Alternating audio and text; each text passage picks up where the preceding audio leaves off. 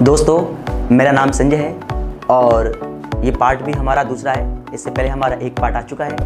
दोस्तों, आज हम प्रश्नावली 1.1 का दूसरा सवाल करेंगे। दोस्तों, हमें गिवन है कि पूर्णांकों के निम्नलिखित युग्मों के एलसीएम व एचसीएफ ज्ञात करें तथा इनकी जांच करो कि दो संख्याओं का गुणनफल जो बराबर है वो एचसीएफ मल्टीप्लाई एलसीएम के है। दोस्तों, हमें क्या करना है कि पहला सवाल करना है कि 26 और 91 का हमें एलसीएम और एचसीएफ निकालना है। दोस्तों, पहला सवाल जो हमारा है एलसीएम और एचसीएफ निकालने का, तो हमने कल सीखा था कि संख्याओं का अभाज्य गुणनखंड कैसे करते हैं। दोस्तों, अगर आपको अभाज्य गुणनखंड करना आया नहीं तो आप हमारी इससे पहले वाली वीडियो को देखें, फिर बाद में इस वीडियो को देखें। दोस्तों, देखिएगा कि पहले मुझे क्या करना होगा कि 26 है और 26 का हमें क्या करना पड़ेगा, अभाज्य गुणनखंड। दोस्तों, हमें 26 का क्या करना पड़ेगा, हमें अभाज्य गुणनखंड करना होगा। तो दोस्तों देखिएगा, हम करते हैं यहाँ पर, समझिएगा कि हमने लिखा 26, तो 26। दोस्तों, यहाँ पर हमने नियम समझा था, इकाई का अंक कितना आ रहा है 6, तो हम 2 का भाग देंगे, 2 एकम 2 और 2 तिया 6। अब दोस्तों यहाँ पर 13 एक खुद एक अभाज्य संख्या है, तो 13 का भाग कितनी बार, एक बार। तो यहाँ पर दोस्तों देखिएगा कि इसका जो गुणनखंड हुआ वो 26 इंटू कितना हो गया, 13। इसी के बाद में दोस्तों जो दूसरा नंबर है हमारा वो क्या है, 91। तो हमें क्या करना पड़ेगा, 91। 91 के भी हमें क्या करना है, अभाज्य गुणनखंड। अभाज्य गुणनखंड हमें करने होंगे।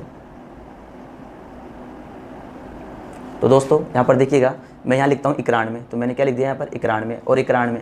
दोस्तों यहाँ पर ना तो 2 का भाग जा रहा है ना 3 का भाग जा रहा है। दोस्तों तो यहाँ पर किसका भाग जा रहा है, दोस्तों यहाँ पर 7 का भाग जाता है। यहाँ पर देखिएगा 7 एकम 7 बचा कितना, 2 और 7 तिया 21। दोस्तों अब किसका भाग जा रहा है, यहाँ पर 13 का भाग जा रहा है, कितनी बार, एक बार। तो दोस्तों यहाँ पर जो इसके गुणनखंड हो गए वो क्या हो गए, 7 इंटू 13। अब दोस्तों हमें करना क्या है, हमें एचसीएफ भी निकालना है और एलसीएम भी निकालना है। तो दोस्तों यहाँ पर देखिएगा कि पहले हम यहाँ पर निकालते हैं एलसीएम। दोस्तों एलसीएम हम कैसे निकालते हैं उसको आप थोड़ा सा समझिएगा, थोड़ा नियम है, एक बार उस कॉन्सेप्ट को समझना, फिर आपको परमानेंटली एलसीएम और एचसीएफ कैसे निकालते हैं वो याद हो जाएगा। दोस्तों दोस्तों हम एलसीएम और एचसीएफ लेते हैं। दोस्तों नियम समझेंगे एलसीएम का। एलसीएम लेने का नियम क्या है दोस्तों, देखिएगा कि एलसीएम कैसे लेते हैं। यहाँ पर सभी संख्याओं को लेंगे, सभी संख्या व सबसे बड़ी घात। दोस्तों यहाँ पर हम क्या लेंगे, सभी संख्या को और सबसे बड़ी घात को लेंगे। तो दोस्तों यहाँ पर देखिएगा कि हम एलसीएम लेने जा रहे हैं। तो देखना दोस्तों, एलसीएम लेते हैं, एलसीएम लेने के लिए दोस्तों सभी संख्याओं को लेंगे। इसमें कौन कौन से नंबर है, इसमें 2 है तो हम 2 लिख देंगे। दोस्तों इसमें 13 है तो 13 भी लिख देंगे, और इसमें 7 है तो 7 भी लिख देंगे। तो पहले हम 7 लिख देते हैं और बाद में क्या लिख देते हैं, 13। इसके अलावा तो हमारे पास कोई नंबर आ नहीं रहा, तो यहाँ पर पहला पॉइंट हो गया कि सभी संख्या। तो सभी संख्या हमने ले ली। दोस्तों इस क्वेश्चन में गुणनखंड करने पर घात हमारी बनी नहीं, तो यहाँ पर घात का कॉन्सेप्ट बाद में समझेंगे। दोस्तों जब इसको गुणा करेंगे तो यहाँ पर देखना 7 दूनी 14, और 14 को किससे गुणा करना है हमें, 13 से। 14 को किससे गुणा करेंगे, 13 से। तो 3 चौक 12, 3 एकम 3 और 1 4, और यहाँ पर 4 एकम 4, 1 एकम 1, तो जोड़ देंगे 2 8 1। तो यहाँ पर दोस्तों इस संख्या को जो एलसीएम वो कितना होता है, 182। तो एलसीएम तो आ गया हमारे 182। अब हम समझते हैं कि एचसीएफ। दोस्तों एचसीएफ लेने के लिए एचसीएफ, दोस्तों एचसीएफ के लिए क्या नियम है उस नियम को भी समझिएगा। दोस्तों एक एलसीएम का हो गया और एचसीएफ का नियम। दोस्तों एचसीएफ में करना क्या होता है हमें कि यहाँ पर हम क्या लेते हैं कि कॉमन संख्याओं को लेते हैं। क्या लेते हैं दोस्तों, यहाँ पर जो हमारी कॉमन संख्या है ना, कॉमन संख्या मतलब उभयनिष्ठ, जो मतलब इसके गुणनखंड में भी आए और इसके गुणनखंड में भी आए, उसको हम क्या बोलते हैं, कॉमन संख्या।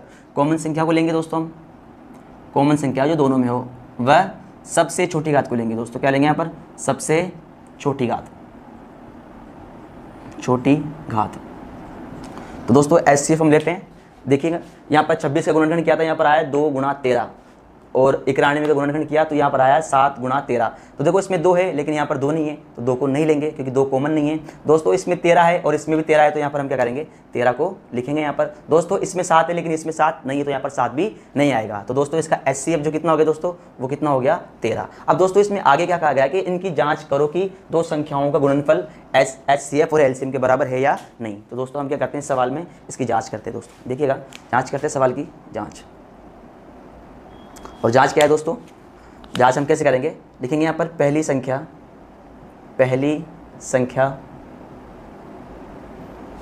गुणा दूसरी संख्या। पहली संख्या को हम क्या करेंगे, दूसरी संख्या से गुणा करेंगे। क्यों, क्योंकि यहाँ पर बोला है कि दो संख्याओं का गुणनफल, प्रश्न में कहा गया दो संख्याओं का गुणनफल, मतलब पहली संख्या गुणा दूसरी संख्या, ये किसके बराबर होना चाहिए दोस्तों, आगे लिखा हुआ है HCF गुणा LCM के, तो हम लिख देंगे HCF गुणा LCM के बराबर होना चाहिए। तो दोस्तों पहली संख्या कितनी है हमारे पास में, वो है 26, तो हमें लिखेंगे 26 गुणा का गुणा। दूसरी संख्या थी हमारी कितनी, 91, तो हम क्या लिखेंगे यहाँ पर 91 बराबर का बराबर। दोस्तों हमारे HCF कितना आ गया और HCF कितना आया 13, तो हम लिख देंगे 13। फिर यहाँ पर क्या है गुणा, तो गुणा लगा देंगे।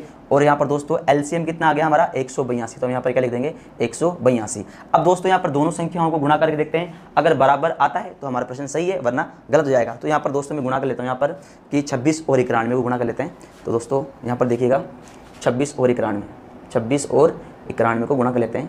तो यहाँ पर 6, 2 और 6 नाम 54 और 9 दूनी 18, 18 और 5 कितना हो गया 23, और जोड़ देंगे इसको 6, 6, 3, 2। तो इसको गुणा करने पर कितना आ गया हमारे पास में 2366।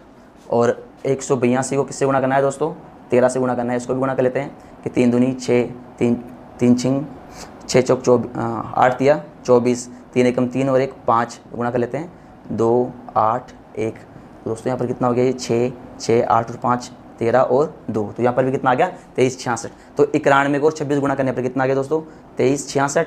और यहाँ पर इस 13 को और 182 गुणा करने पर भी कितना आ गया 2366। तो हमारा लेफ्ट हैंड साइड और राइट हैंड साइड दोनों ही क्या है हमारे पास में बराबर है। तो दोस्तों यहाँ पर क्या हो गई, इसकी जाँच भी हो गई।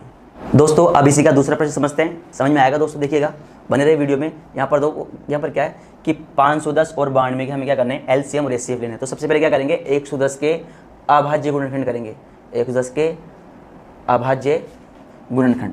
दोस्तों हमें क्या करना है 110 के हमें करना है अभाज्य गुणनखंड। तो दोस्तों यहाँ पर देखना कि हम लिखेंगे यहाँ पर 510, इकाई का अंक कितना आ रहा है 0, तो 2 का भाग देंगे, 2 दूनी 4 हासिल गई, 1 कितना हो गया 11, और फिर 11 तो नहीं आता 10 आता है, कितने बार में 5 बार में हासिल कितनी आ गई 1, और ये भी कितने बार 5 बार में। अब दोस्तों यहाँ पर इकाई का अंक कितना आ गया, यहाँ पर आ गया 5, 2 का भाग तो नहीं जाएगा, 3 का ट्राई करेंगे कि 2 और 5 7, 7 और 5 12, मतलब जोड़ने पर 12 आ गए, और 3 के पाड़े में 12 आते हैं ना, तो 3 के पाड़े में 255 भी आएंगे, तो 3 का भाग देंगे, 3 8 24 हासिल लग गई 1, और 3 पंजे 15। अब दोस्तों यहाँ पर देखो 3 का भाग जा रहा है कि ट्राई करते हैं, 8 और 5 13, 3 के पाड़े में 13 नहीं आते, इसलिए 3 का भाग जाएगा नहीं। इकाई का अंक कितना आ रहा है 5, तो फिर दोस्तों किसका भाग देंगे 5 का, 5 एकम 5 हासिल गई 3, और 5 7 35। अब सब 17 खुद एक अभाज्य संख्या, तो यहाँ पर 17, और दोस्तों यहाँ पर लिख देंगे कि 2 गुणा 3 गुणा 5 गुणा 17। तो दोस्तों ये हो गए हमारे 510 के अभाज्य गुणनखंड। और दोस्तों दूसरा नंबर क्या है हमारे पास में 92, तो 92 के भी हम क्या करेंगे 92 के अभाज्य गुणनखंड, अभाज्य गुणनखंड। तो दोस्तों देखिएगा मैं यहाँ लिखता हूँ 92, और 92 के कर देते हैं टुकड़े, इकाई का अंक 2 है तो 2 का भाग जाएगा, 2 चौक 8 हासिल लग गई 1, और 12 कितनी बार 6 बार, फिर 2 का भाग देंगे 2 और 3। अब देखो 23 खुद एक अभाज्य संख्या, तो यहाँ पर हम लगा देंगे। तो दोस्तों यहाँ पर देखिएगा कि ये तो हमने लिख दिया कितना 2 कितनी बार है 2 बार, तो यहाँ पर लिखेंगे 2। अब दोस्तों यहाँ पर घात आ चुकी है, तो दोस्तों इसको ध्यान समझिएगा। और कितना है हमारे पास ये 23, तो 23 का 23। दोस्तों अब हमें क्या लेना है LCM लेंगे दोस्तों, हमें लिख देते हैं LCM। और LCM लेने के लिए नियम क्या है दोस्तों हमारे पास में सभी संख्याओं को लेना है। दोस्तों देखो इसमें 2 आया है तो 2 लिख दिया, 3 भी है दोस्तों, 5 भी है दोस्तों, 17 भी है, और इसमें 23 भी है, और तो कोई नंबर बचा नहीं, सबको सब मतलब यहाँ पर देखो 2 है और यहाँ पर भी 2 है, तो इसको डबल बार नहीं लिखना है, सभी नंबर को एक बार लिखना है, तो लिख दिया, और कोई नंबर रहना भी नहीं चाहिए दोस्तों यहाँ पर। और दोस्तों फिर क्या बोलता है सबसे बड़ी घात। दोस्तों यहाँ पर 2 की कितनी घात है 1 घात, और यहाँ पर कितनी घात है 2 घात, तो दोनों में से बड़ी घात कौन सी है 2 की, 2 वाली घात बड़ी, तो 2 हम यहाँ पर ले लेंगे। दोस्तों यहाँ पर 2 का स्क्वायर कितना होता है 4 हो जाता है, तो यहाँ पर लिख देंगे 4 गुणा 3 गुणा 5 गुणा 17 गुणा 23। और जब हम सबको गुणा कर लेते हैं दोस्तों, तो ये आ गया दोस्तों कितना 23,460। अब दोस्तों हम क्या निकालने वाले हैं इसका HCF, तो HCF दोस्तों HCF निकालने के लिए देखो क्या करना होगा कि कॉमन संख्या लेनी होगी, कॉमन संख्या वह सबसे छोटी घात। देखो कॉमन संख्या दोस्तों इसमें 2 है तो इसमें भी 2 है, तो हम क्या लिख देंगे यहाँ पर 2 लिख देंगे। दोस्तों यहाँ पर 3 है लेकिन यहाँ पर 3 नहीं है, दोस्तों यहाँ पर 5 है लेकिन नीचे 5 नहीं है, ऊपर 17 है लेकिन नीचे 17 नहीं है, यहाँ कितना है 23 लेकिन ऊपर 23 नहीं है, इसलिए कॉमन क्या आ रहा है हमारा 2 ही आ रहा है। और दोस्तों यहाँ पर क्या करना पड़ेगा HCF में क्या करनी होती है हमें छोटी घात लेनी होती है। तो दोस्तों यहाँ पर देखो 2 की कितनी घात है 2 घात, और यहाँ पर कितनी घात है 1 घात, छोटी घात कौन सी है 1 वाली घात, तो यहाँ पर 1 वाली घात हमने कॉमन ली, तो इसका HCF कितना आ गया दोस्तों 2 आ गया। अब दोस्तों यहाँ पर क्या करने वाले हैं हम इसकी जांच करने वाले हैं, तो जांच करते हैं दोस्तों इसकी जांच कैसे होगी कि यहाँ पर पहली संख्या गुणा दूसरी संख्या बराबर LCM गुणा HCF। तो दोस्तों यहाँ पर हमने लिख दिया है कि पहली संख्या गुणा दूसरी संख्या और एलसीएम इंटू एचसीएफ। तो पहली संख्या कितनी आई दोस्तों हमारे पास में, ये थी हमारी 510 गुणा दूसरी संख्या है 92 बराबर एलसीएम कितना आया दोस्तों, एलसीएम आया हमारे पास में कितना 23460 इंटू एचसीएफ कितना है दोस्तों, ये आ गया 2। अब दोस्तों जब इनको गुणा करेंगे तो कितने आ जाएंगे 46920 और जब इन दोनों को भी गुणा करेंगे 920। दोस्तों उम्मीद करता हूँ कि आप लोगों को समझ में आया होगा। दोस्तों अब हमारा तीसरा सवाल करते हैं हम। तीसरा सवाल हमें गिवन है कि 336 और 54 के हमें क्या निकालने हैं, एलसीएम और एचसीएफ निकालने हैं। वही प्रोसेस लेंगे हम हमारे अभाज्य गुणनखंड की सहायता से इसको निकालेंगे। तो यहाँ पर हम क्या करते हैं कि 336 के अभाज्य गुणनखंड हम कर देते हैं, 336 के अभाज्य गुणनखंड। तो दोस्तों देखिएगा मैं यहाँ पर लेता हूँ 336, इकाई का अंक 6 आ रहा है तो 2 का भाग देते हैं, 2 एकम 2, 2 छिके 12 और 2 अट्ठे 16, फिर 2 का भाग देते हैं दोस्तों और ये कितनी बार गया 8 और ये 84 बार, फिर 2 का भाग देते हैं दोस्तों तो ये कितना हो गया 42 बार चले जाता है और फिर 2 का भाग देते हैं तो ये हो गया 21 बार। 2 का भाग तो जाएगा नहीं, अब किसका भाग जाएगा 3 का भाग जाएगा 7 बार, अब 7 का भाग जाएगा दोस्तों 1 बार। तो दोस्तों यहाँ पर देखो 1 2 3 4, तो 2 कितनी बार आ गया दोस्तों, 2 तो आ गया 4 बार गुणा 3 कितनी बार है दोस्तों 1 बार है और 7 भी कितनी बार है 1 बार है। तो ये तो हो गए 336 के गुणनखंड। इसके बाद में हम क्या लेते हैं दोस्तों 54 के करते हैं अभाज्य गुणनखंड, 54 के अभाज्य गुणनखंड। दोस्तों देखिएगा मैं यहाँ पर लिखता हूँ 54 और 54 के भी हम फ्रैक्शन करेंगे। यहाँ पर 2 का भाग देंगे तो 2 दूनी 4, हाथ से लग गए 1 और यहाँ पर 7 बार 14, फिर 2 का भाग जाएगा नहीं, अब 3 का भाग जाएगा कितनी बार गया 9 बार दोस्तों, फिर 3 का भाग गया कितनी बार 3 बार और फिर 3 का भाग गया कितनी बार 1 बार। तो दोस्तों यहाँ पर देखिएगा कि 2 तो कितनी बार आ गया 1 बार और 3 कितनी बार आ गया यहाँ पर 3 बार। तो दोस्तों ये तो हो गए हमारे गुणनखंड। अब हम निकालेंगे एलसीएम और एलसीएम निकालने का प्रोसेस बिल्कुल सेम है कि सभी संख्याओं को लेना है हमें। तो संख्याएं देखो यहाँ पर 2 है 3 है और 7 है, इसके अलावा तो कोई नंबर हमारा है नहीं। दूसरा पॉइंट है सबसे बड़ी घात, दोस्तों 2 की बड़ी घात, 2 की घात यहाँ पर 4 है और यहाँ पर 1 है, तो बड़ी घात कौन सी आएगी 4 वाली घात बड़ी आएगी। दोस्तों यहाँ पर 3 की घात 1 है और यहाँ पर 3 की घात 3 है, तो बड़ी घात कौन सी उसमें 3 और 7, यहाँ पर 7 अकेला ही है। तो यहाँ पर देखिएगा दोस्तों यहाँ पर देखो 2 की घात कितनी है 4, तो 2 कितनी बार लिखेंगे 4 बार, 1 2 3 और 4, 2 दूनी 4, 4 दूनी 8, 8 दूनी 16, तो ये कितना हो गया दोस्तों 16 और 3 पर घात कितनी है 3, तो 3 को कितनी बार लिखेंगे 3 बार, 1 2 3, तो यहाँ पर 3 तिया 9 और 9 तिया 27, तो यहाँ पर हम क्या लिख देंगे 27 और 7 का 7। और जब हम तीनों को गुणा करते हैं तो 3024 हमारा क्या आ गया इसका एलसीएम। अब बात करते हैं इसके एचसीएफ की। तो दोस्तों देखिएगा एचसीएफ कैसे निकालेंगे।